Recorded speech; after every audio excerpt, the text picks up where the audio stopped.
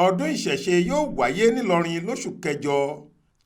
Ojú ọ̀run tẹ́yẹ fò láì farakanra, kí ni ọ̀bọ sì fi ṣorí tí náà kí ó ṣe? Ohun tó mú àwọn ọ̀dọ́ ẹlẹ́sìn Kristẹni ṣe ọdún wọn nílùú Ìlọrin pẹ̀lú àlàáfíà láìsí wàhálà, táwọn Mùsùlùmí náà ń ṣàjọ̀dún tiwọn tí kò sì sí wàhálà. Àwa náà gbọ́dọ̀ ṣe tiwa. Èyí ni ọ̀rọ̀ tó ń jáde lẹ́nu ẹgbẹ́ àwọn ọ̀dọ́ ẹlẹ́sìn Ifá lágbàáyé ẹ̀ka tìpínlẹ̀ Kwara, Youth Wing of International Council of Ifa Religion ICIR, lọ́jọ́ àìkú Sunday ọjọ́ 23 oṣù keje ọdún 2023 yìí. Wọ́n ní àwọn náà yóò ṣàjọ̀dún ìṣẹ̀ṣe nílùú Ìlọrin ní ìpínlẹ̀ Kwara.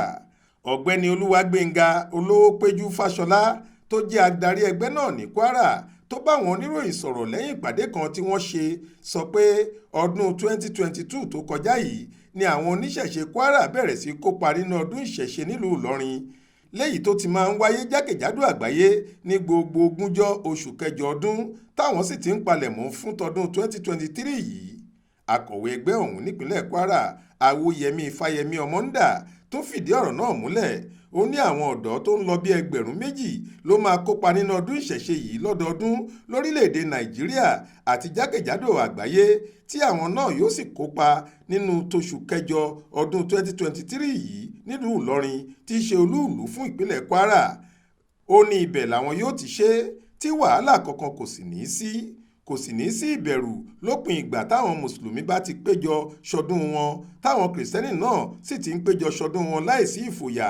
Àwọn náà gbọ́dọ̀ bọ̀wọ̀ fún oníṣẹ̀ṣe, torí ẹ̀ àwọn náà máa péjọ ṣọdún pẹ̀lú àlàáfíà gẹ́gẹ́ bí òfin ilẹ̀ wa ṣe gbé e kalẹ̀. Ó tẹ̀síwájú pé gbogbo ìgbà ni àwọn oníṣẹ̀ṣe máa ń kojú ìdúnkookò mọ́ni àti ìṣàkọlùsí látọwọ́ àwọn ẹlẹ́sìn yòókù.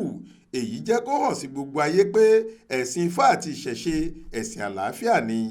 Ó fi kún un pé ẹlẹ́sìn Kìrìsìtẹ́nì tàbí Mùsùlùmí mélòó ló lè jáde síta pé ẹlẹ́sìn ìṣẹ̀ṣe gbá òun létí tàbí sọ èdè àbùkù sóhun. Ṣùgbọ́n ojoojúmọ́ ni wọ́n máa ń ṣe wáàsí nípa oníṣẹ̀ṣe pẹ̀lú àwọn ọ̀rọ̀ àbùkù tó lè dá rògbòdìyàn sílẹ̀ nílùú, ṣùgbọ́n àwọn kì í gbìn. Ní báyìí, àjọ̀dún ìṣẹ̀ṣe yóò wáyé nílùú Ìlọrin lóṣù tó ń bọ̀, táwọn sì fẹ́ kí gómìnà ìpínlẹ̀ Kwara Abdulrahman Abdulrasaq ya ogúnjọ́ oṣù kẹjọ lọ́dọọdún sọ́tọ̀ fáwọn náà láti máa fi sinmi gẹ́gẹ́ bí àwọn gómìnà ìpínlẹ̀ kan ti ṣe.